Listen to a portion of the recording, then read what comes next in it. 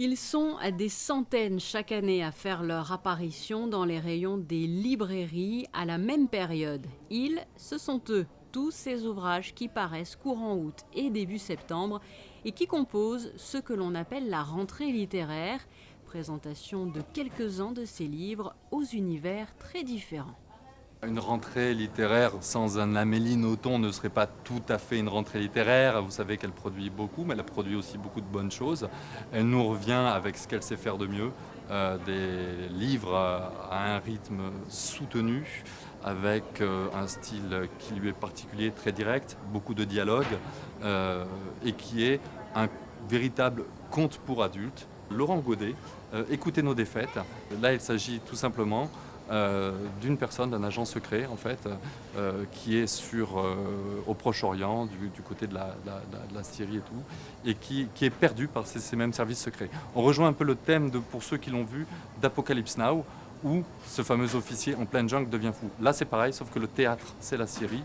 Après Laurent Godet, donc un grand spécialiste du Japon, c'est pas la première fois qu'il en parle, il s'appelle Eric Faye, qui nous revient avec un excellent livre qui prend en fait appui sur un fait historique qui est, chose extraordinaire, des Japonais qui se faisaient enlever par les Coréens du Nord. C'est un fait historique, ça peut nous paraître lointain, mais par contre les thèmes sont universels quand ils sont abordés par Eric Faye, auteur du livre, et qui ont dû donc de manière forcée reconstruire leur vie en Corée du Nord, loin de leurs proches. Dans les années 69-70, vous savez, ce fameux événement de Sharon Tate, assassiné par des membres d'une secte dirigée par Manson à l'époque. Simon Léa Berati, dans un style plutôt épuré, littéraire, mais assez direct, réussit vraiment son coup avec ce livre-là, puisqu'en fait, il revient sur cet événement et en fait, il va s'attacher à décortiquer les mécanismes qui font que ce soit des adolescents ou pas d'ailleurs, on puisse suivre ce que l'on considère comme un gourou.